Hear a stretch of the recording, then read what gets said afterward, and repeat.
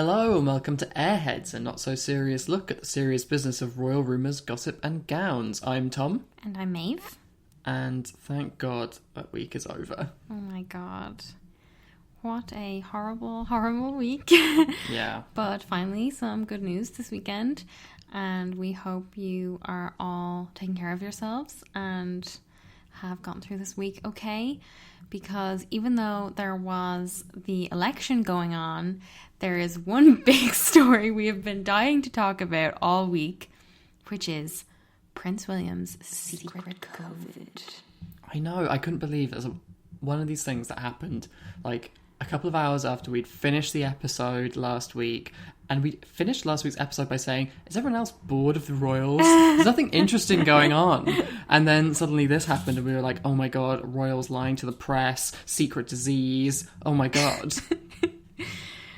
I'm sure all of you know this by now. We are talking about Prince William, better known as Billy Liar, having coronavirus back in April and not telling anyone until The Sun reported it in an exclusive last Sunday night, and then we got a push notification from the BBC after palace sources confirmed it to the national broadcaster. So I think we should just go through what we know about this and what happened. So we know that Will, better known as Billy Liar, got COVID in April, apparently days after his dad, Prince Charles, and the Prime Minister, Boris Johnson, were both publicly dealing with the virus. Charles, as we know, had contracted a mild case in early March, and Boris Johnson had quite a severe case. He was in hospital for a week in April, the 5th to the 12th of April, after testing positive on 27th of March. So the official line as to why Prince William's diagnosis wasn't disclosed at the time is that Will, better known as Billy Liar, didn't want to alarm the nation. Yeah, and we hear about this through a very suspect quote in The Sun's report, which goes, William told one observer at an engagement there were important things going on and I didn't want to worry anyone. I am fascinated by this. Have you ever heard like a vaguer time and place and everything? Like, what was this at? How did this come up in conversation? How did somebody get an exclusive quote from Will that nobody other than The Sun heard? They don't mention what the engagement is, when it was, where it was, who the observer was. It is absolutely bewildering to me, and I'm very suspicious of all of this. The Telegraph also quoted a source from Kensington Palace who said, people were worried enough without us adding to that. At the time, it felt like the right thing to do. It did not seem helpful to public consciousness and morale to start worrying people that both future monarchs and the Prime Minister of this country were all very ill at this point. Yeah, I'm not so sure about that. But what they also take pains to point out is that Will did 14 engagements in April, which were all Zooms or telephone calls. But they had a source who told The Sun, William was hit pretty hard by the virus. It really knocked him for 6. That's a cricket term, in case you weren't aware. At one stage, he was struggling to breathe, so obviously everyone around him was pretty panicked. After seeing medics and testing positive, which was obviously quite a shock given how fit and healthy he is, William was determined it should be business as usual, though. He was determined to fulfill his engagements. It's quite interesting because on the one hand, we've seen quotes from people close to Will this week, apparently saying it wasn't that big of a deal. He had very mild symptoms. But I can believe that he was struggling to breathe, as this source says.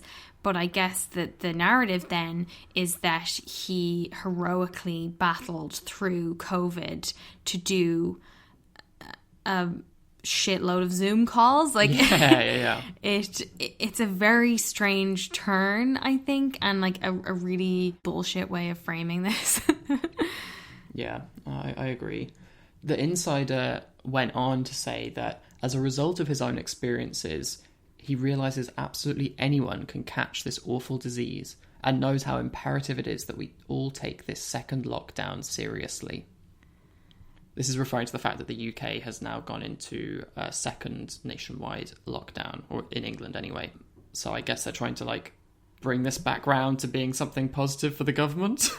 I'm just so intrigued. You know, I was very interested in where this was coming from because I saw it in the BBC first, which made me think it was coming straight from the palace. But then the fact that the Sun had it made me wonder where they might have got the story from. Was it coming from Will's team? Was it coming from someone else? Why might that be? The Daily Beast had a report that there's like a huge mystery around where this story came from, and that Kensington Palace, after confirming it to the BBC, have totally shut down and declined to comment on very basic questions like when Will was diagnosed with the virus, what treatment he had, whether other senior royals were informed, whether Will isolated from his own family at all while he was ill, and whether his family had contracted the virus. But, you know, according to Vanity Fair, it was no secret to the rest of the family, said a source. And Kensington Palace did confirm to the Daily Mail reporter Rebecca English that Kate and the kids apparently did not contract the virus. Although, as ITV's royal editor Chris Shipp pointed out, they did keep Will's diagnosis a secret for 6 months, so we kind of just have to take their word for on that. Yeah, and I mean, we'll get into it with the reactions from the press now, but that is a big deal. Like what Chris Shipp says there, like once it's perceived that they've lied to the press, people are going to be taking things with a pinch of salt. Yeah, because I was very interested, like a number of you were very annoyed with us about criticising Prince Harry on last week's episode and wanted us to stick the boot into Prince William as if we're usually so soft on Will. But I was pretty pleased to see the reaction from the Royal Rota, the group of royal reporters from the British media in regards to this. Robert Jobson, Prince Charles's biographer and the royal editor for the Evening Standard, had a series of tweets in which he said, "The fact is the palace lied about it. Kensington Palace were asked several times by several media outlets whether Prince William had contracted the virus and were told categorically no. The decision was taken to lie, thus creating a problem of trust going forward. Poor judgment. This has created a serious issue of trust. If the palace is prepared to lie about an issue as serious as Prince William's second in line to the throne contracting COVID-19, what else have they lied about when questioned by the press? And why should the media believe any denials going forward? This raises serious issues." And it really, really does. I loved this very strong language. Yeah, because he revealed then in a follow-up tweet that he had a tip from a very senior source months ago about Will having COVID and had asked Kensington Palace about it, but he says they replied and said no, and that he wasn't able to publish the story because the kind of code of ethics between the Royal Rota and the Palace is that you don't publish when you're told that something's not true. Yeah. Then we go on to Richard Palmer, the royal correspondent for The Express, who pointed out that he was on holiday but had to comment anyway, and I'm glad he did, because he said, "The UK expects honesty from public figures, particularly during a pandemic. This may be a cover-up that will haunt William and those advising him. If the future king contracts a potentially fatal virus that the entire world is worried about during a lockdown, and he and those around him cover it up, that raises serious questions about whether we can trust anything he or his advisors say. If Boris Johnson, Keir Starmer, Emmanuel Macron, Angela Merkel, Donald Trump or Joe Biden had covered up a positive test for COVID-19, many people would not be praising them for not wanting to worry people." And he said, "If royals are irrelevant, then is it a private matter? If they are important taxpayer-funded people we should listen to, shouldn't we expect the same of them as we do of prime ministers and presidents?" Yeah, I thought that was really good as well, because I feel like a lot of the discussion around this, both from what we're getting from insiders at the palace and stuff like that, is Will so important that it's going to worry everyone if he has it, or is he not important enough that he doesn't need to tell anyone? And it's just like, I'm not getting a clear message on what the party line is for that. And I think it's so interesting that I remember us talking at the time when Charles had COVID about how there was this kind of undercurrent about whether this would be the beginning of Prince William's regency, and if he would have to be the face of the monarchy now, given that the Queen and Charles and Camilla would basically be shielding for the rest of their lives, depending on how serious the pandemic was. We didn't know what was going to happen at that time. I mean, we still don't. But the whole point was that Will was like the strong, stable face of the monarchy, even though he was secretly suffering with COVID as well and not telling anyone about it. And I mean, I can't help feeling that it's that really prevented Kensington Palace from speaking up after Will was better and saying that he had it. Because, like, I guess I can see, not that I agree with it, but I can see why they would want to keep it quiet while he had it so that he can recuperate in peace or whatever. But not to say anything when he was better seems really weird to me. And we got some, like, good reactions from Royal Road people who said similar things. We got Patricia Treble, who's a royal contributor to Maclean's, tweeted, "Cover-ups are always more damaging than the original act. That a serious illness of the second in line to the throne is kept secret until a journalist breaks the story 6 months later feels like questionable judgment and advice." Absolutely. And then I was surprised to see even, you know, the really hardcore people, like the editor of Majesty magazine. If you can't count on them, who can you? So this was Joe Little who told The Telegraph, "I think with the benefit of hindsight, it would have been sensible once he was fully recovered to say, well, look, I've had it, but I'm okay now. It kind of makes you wonder what else is being suppressed. It's all about transparency these days, and this is a retrograde step, I suppose." Just fascinating to hear those kind of words from somebody whose job title is literally editor of Majesty magazine. Yeah, because I really definitely think that there's like a lack of transparency with the royals. I think you kind of have to understand that, like, they're very careful about what gets out into the world and what doesn't. So it's yeah, not and their finances are so deliberately opaque. So it's not like a surprise to me that they've covered something like this up. I'm just kind of shocked that they were found out and they were stupid enough not to get ahead of it like months ago. And I think that it comes down to ego. I agree. I do think seeing this kind of reaction, though, is so interesting to me because after everything we saw with Prince Harry and Meghan Markle, I really felt like, oh my God, are the Cambridges just bulletproof now? Like, there's nobody can touch them. We'll never hear a bad word against them. It'll constantly be such and such who never puts a foot wrong. Yeah. Is that what we're going to have to endure for the rest of our lives? And then to see these extremely staunch monarchist people speaking out is such a twist. Yeah. Although some people did still try and do the kind of expected acrobatics to try and put the Cambridges back in a good light. Oh my God. This was some serious gymnastics. Yeah. Because, you know, I was wondering how it was going to be spun before I started seeing these negative reactions. I was like, okay, how do we think that this is going to be defended by the super hardcore royalists? Because I thought it was going to be like, William preserves the mental health of the entire country by not worrying us about his coronavirus or something, you know.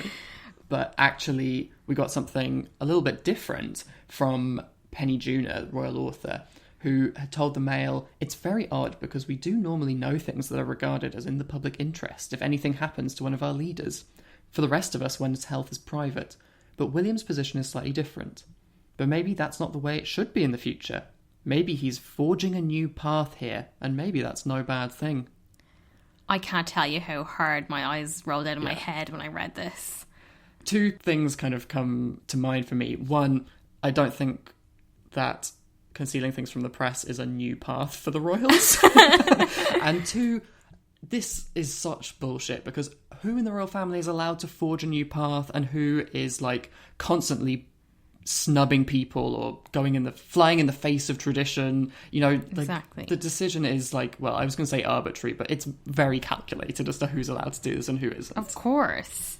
The last kind of reaction point I wanted to mention was from Camilla Tominey, the Telegraph's royal correspondent, who has a weekly newsletter, and she wrote in her newsletter, "Surely the press and the public had a right to know. Traditionally, we've been told if royals have been ill or injured, including when William was hit over the head with a golf club years ago, when Charles has fallen off horses, when the Queen Mother had a fishbone removed from her throat, when the Queen had a knee operation, and so on.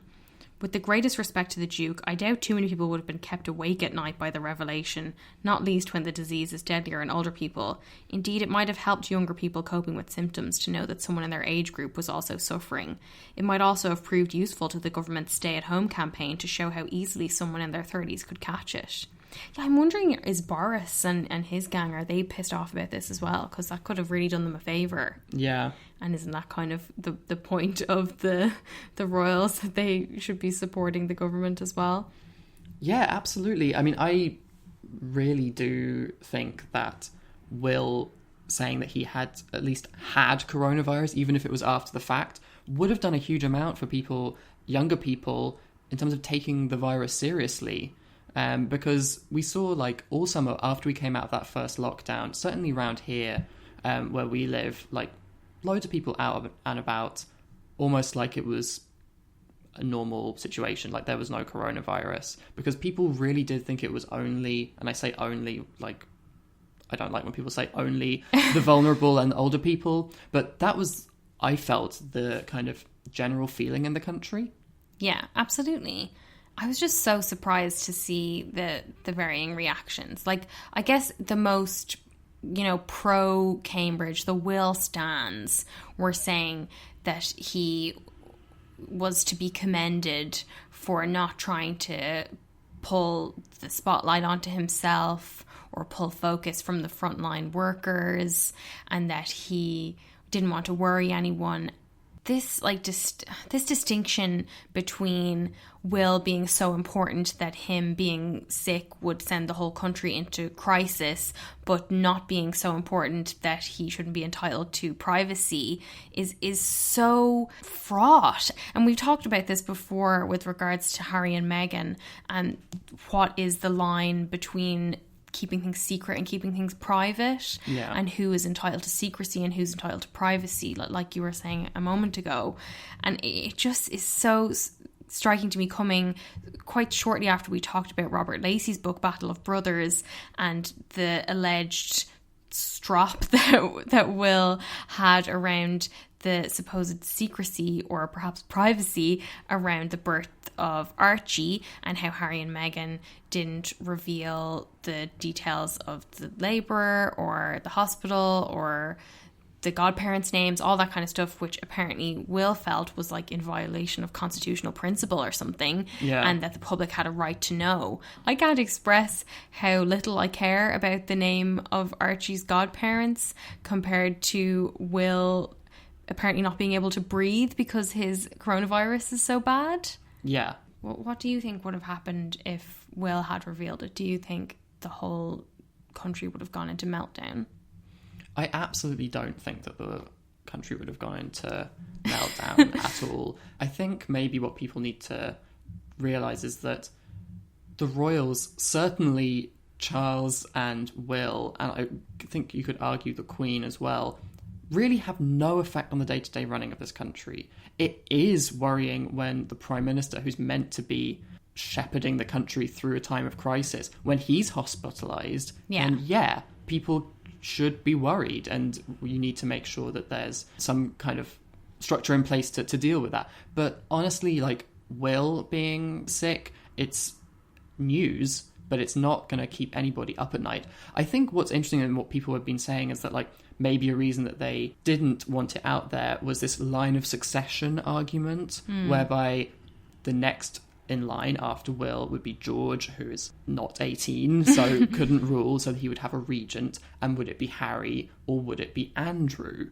And I think that, like, that argument was kind of doing the rounds quite a bit in, like, royal watching groups. People.com reported that as the reason why Will kept it secret, but I just think it's all bullshit. I really do not think people would have been so worried that coronavirus was going to kill off all of them. Yeah. And it's so shocking to me that he was doing all these interviews that we talked about at the time, where he was asked about how he felt about his dad having coronavirus, and he talked about how he was worried about that, and we talked about how he made it sound like Charles was a very weak old man. I have to admit, at first I was quite concerned. He fits the profile of somebody at the age he's at, which is, fairly risky. And so I was a little bit worried. But my father has had many chest infections, colds, and things like that over the years. And so I thought to myself, if anybody's going to be able to beat this, it's going to be him. And actually, he was very lucky. Again, I just think it comes down to this, like, royal dick measuring contest. And like, you know, it's just another case of that. And like I said before, I think so much of the secrecy is to do with Will's ego. Do you think if Prince Harry had coronavirus, we'd have known about it? I know. Definitely, the Sun would have had this. That would have leaked months ago. I do really want to know whether Harry knew, because I suppose I like to think that Harry knew and nobody found out, whereas I feel like if Will had known about Harry, it would have leaked. Tom's coronavirus fan fiction about the royal family. It's based on nothing. Quite niche as well. I suppose, like, my main takeaway from all of this is I would really like it to be a wake-up call to people who think that statements from various royal households are the truth and should be trusted, because I just think that this shows that there is inevitably going to be some kind of spin or agenda. There's never been clearer proof in the whole time we've been doing this whole podcast. I am just going to be paying such close attention to what happens now, long term, I mean, because frustratingly, and one of the things that made me think, was this coming from the Cambridge team, is that the fact that it broke on Monday or very late Sunday night meant that the US election was the next day. It didn't make any of the front pages after the initial Sun splash. Yeah. And it wasn't really talked about. Like, apart from all those tweets that we were reading out, there wasn't a huge amount of commentary in the way that you would expect in any other week, especially such a quiet week, because Kate and Will haven't done anything this week. Yeah. And I'm wondering, what will this mean for Will going forward? Will it haunt him, as one of the royal reporters suggested? Because I definitely think it massively undermines their credibility as a household, and I will certainly have this in my head every time they deny anything. And I would also point out that, you know, a lot of people were saying, oh, well, this is reported in the Sun, why do you believe it's true? Well, one, because it was confirmed by the BBC, but also because we know Kate and will rush to deny something they feel is not true, as we saw very recently with the Tatler magazine profile of Kate. Yeah. And that extended on for months. So I don't think there is any question about this. And I am very intrigued as to what kind of impact this will have on Will's legacy. Because, yeah, I mean, I do feel like maybe the British people will forgive him, but I feel like maybe royal reporters won't. I feel it's more likely that people will forget about it because it was really brushed aside by all of the stuff happening in America. But we have had it on the back burner all week. Something else that has been taking my mind off the election stuff this week was a little update on Prince Andrew. As you might remember, last week we talked about Andrew's supposed plans to return to royal duty, and the palace swiftly denying that. But this week there was a very curious report in The Sun that said that Andrew is making secret visits to see the Queen under cover of darkness as he plots a return to public duty. This is so interesting. Such dramatic language, under cover of darkness. I know, and The Sun, I saw they reported it as his latest meeting, which kind of implied that there had been a lot of these after dark meetings with him. Like, is this the new normal for how you have to do business with Andrew? So interesting. I mean, it does get dark very early, but this kind of imagery makes me think of him, like, driving up with the lights turned off in his car, and he's got, like, a big hat on. Well, they had an insider who said this looked like a deliberate attempt not to be seen. And I was thinking about that because I can't imagine any situation where Andrew doesn't want to be seen. He's so, like, pompous that I feel like he would love to be seen walking in to meet with the Queen. It very much supports his narrative that he wants out there, that he's, like, planning his comeback. But this means it must be like a Queen-led initiative, or at least her advisors. The new initiative of not letting anybody see Prince Andrew, which is honestly very welcome to me. But But it does remind us that the Queen hasn't by any means cut him off, and that they're still very close, and she would probably love to have him return to public duty. In the blazing light of day. Exactly. But I wondered if Andrew was maybe not happy with this report, because then on Saturday we saw photos of Andrew horse riding at Windsor Castle with a blonde groom, which was like, oh, mystery blonde. The Queen wasn't there, but, you know, there were a lot of photos of him on her estate. So, you know, there's no attempt to hide the fact that he was visiting Mummy and Daddy over there. We also heard that Ghislaine Maxwell's lawyers are apparently fighting to keep a second deposition from 2016 sealed after the first one was published last month. And The Sun reported this with a quote from a source saying, Maxwell was asked to answer questions that she did not answer on the previous occasion. Prince Andrew did come up during the course of the interview.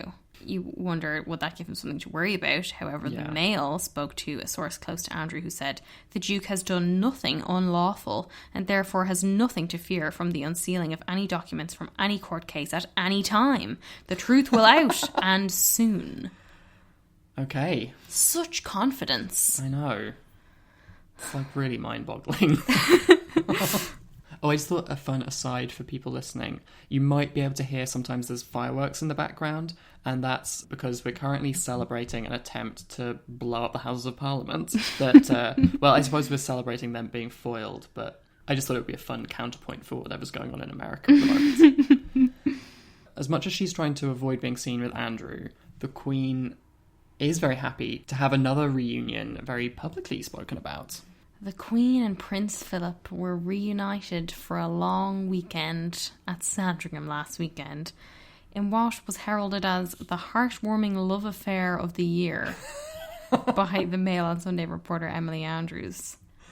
Wacky. This has got to be a joke. These people haven't spent anything like the normal amount of time that you would spend with, like, your husband or wife in years. This is the first year where they've really had to spend any time together for ages, and it's being heralded as though, like, this is what's going to get us through lockdown, this heartwarming story.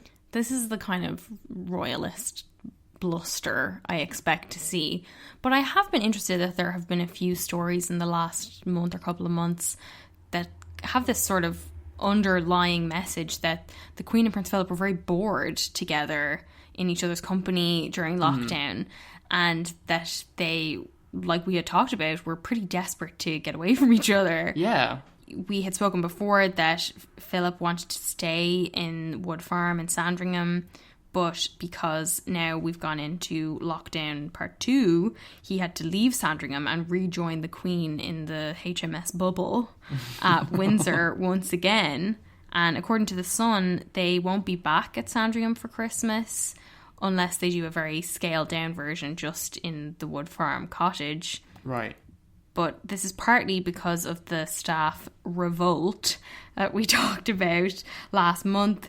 The staff there were refusing to quarantine away from their families for all of Christmas. So the usual royal Christmas is most likely going to be called off.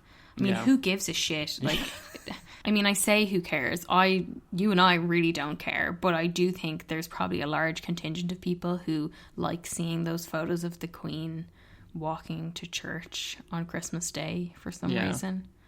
I'd say, like, Andrew will probably get a snap of him walking into the church and then, like, Photoshop the Queen into it or something. The other big photo op we usually see around this time of year is the Remembrance Day services. We're recording early, so we don't know what is going to happen there. I did see that Charles and Camilla will be out on Wednesday for a service that will be televised, according to People magazine. But the rest of them, all I can see so far is that they've all changed their profile pictures on their various social media accounts to mark Remembrance. So fucking lazy. Like, I just can't believe Kate and Will haven't done anything this week. I remember on Monday when the whole kind of story was at its height, we were saying, like, okay, are we going to get a picture of the kids any minute now? Like, what are they going to do to distract from this? They really released those poppy cupcakes too early.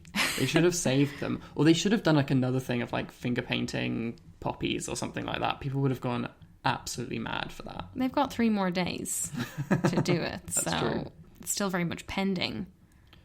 But yeah, if anything interesting does happen on Remembrance Sunday, we will record a little bit and put it here. Okay, so we were a bit wrong in our Very prediction. wrong. Yeah.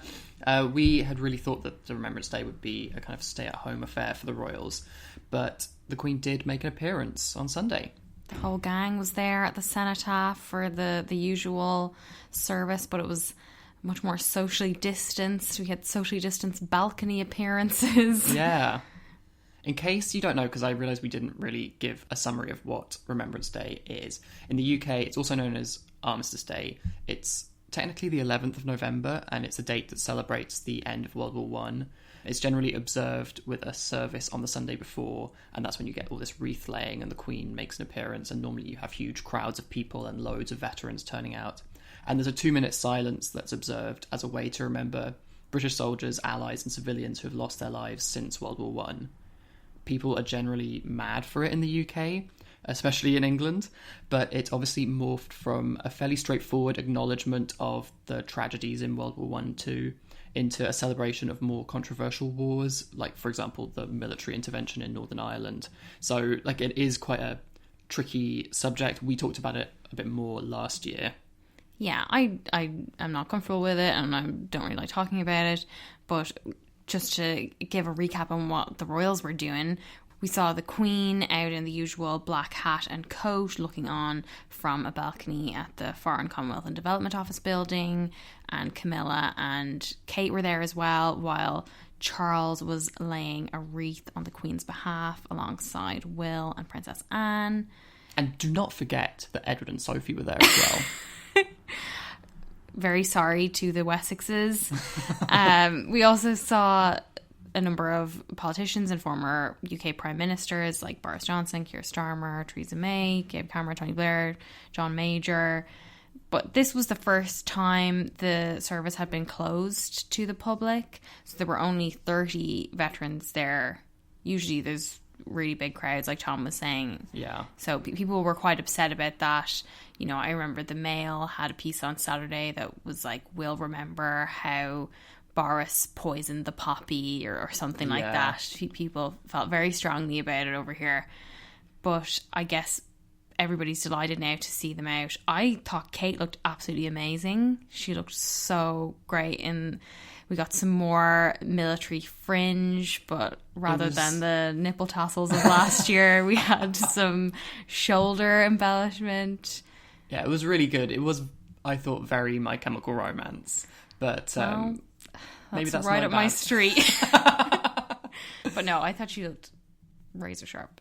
So good. But we've got to talk about another outfit, because we got a photo of the Queen wearing a mask for the first time. We got a photo on Saturday ahead of the big service on Sunday of her deeply personal tribute to mark the centenary of the burial of the unknown warrior inside Westminster Abbey. So she was at the tomb with her head bowed, wearing a black mask. Yeah, this was on Wednesday, and the mask, which had a white trim, is believed to have been made by Angela Kelly, who's the Queen's dresser. We've spoken about a lot before, and she designs a lot of the Queen's outfits. This was reported by the Press Association.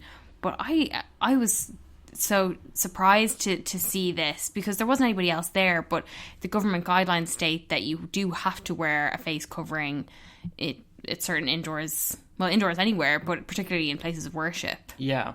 I mean, it's great that she is making this appearance and doing the government guidelines, but it did seem to me kind of ridiculous that we got all those photos of her wandering around meeting people with no mask on, like interacting with loads of people, and then we get a picture of her wearing a mask with nobody else in sight. It just seemed like almost a bit farcical to me.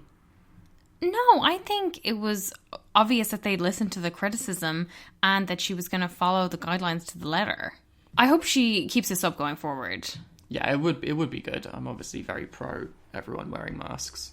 The other big story today, though, was a report in the Sunday Times that Prince Harry was refused permission for a wreath to be laid at the Cenotaph on his behalf, which they described as the latest sign of the growing gulf between him and the royal family. So it seems that he had asked, because he couldn't be there in person, that somebody would lay a wreath for Harry, and they said absolutely not. It seems like total bullshit. Apparently it's on the grounds that he's no longer representing the monarchy. And we got this line in the Times that the Queen was not made aware of her grandson's wish. Because in order to make this request, he had to ask Buckingham Palace. Yeah. So that would make you think the Queen. But they took care to point out that the Queen apparently wasn't told about any of this, which makes you wonder, well, who was? Who made this decision? It seems like a massive decision, and we also got this line in Sunday Times saying Harry's understood to be deeply saddened by the decision, and I can definitely see that, and I wonder, is this going to be something that he doesn't forgive lightly? Yeah, I really wonder what the reasoning was behind this, because, fair enough, he's no longer officially representing the monarchy, but he is one of the only members of the family who has such extensive military experience and has such close ties to the British military organisations and veterans over here. So I thought that was quite unusual. But then at the same time, I can imagine if they had laid a wreath on his behalf, we would have gotten fucking days of coverage on the morning shows and on newspapers, loads of commentary, like he's making this day all about him, he's trying to put the spotlight on himself, and he's abandoned the UK, why should he be allowed to do this? So I feel like maybe that was possibly a factor. Yeah, I mean, it's bullshit, because I don't believe that would be him making it about him. It would be the papers making it about him, or commentators making it about him. And we are still talking about this one way or the other. yeah, exactly.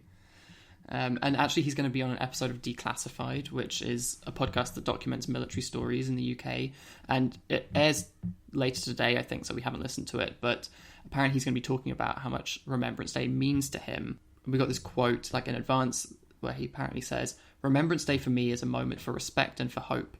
I wear it, the poppy, to celebrate the bravery and determination of all our veterans. These are the people and moments I remember when I salute, when I stand at attention, and when I lay a wreath at the Cenotaph."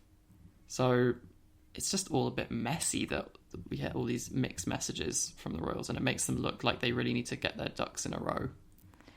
And just to note that there was another notable absence at the Cenotaph today, which was Prince Andrew. Yeah, in case you're keeping tabs. But back to our earlier discussion.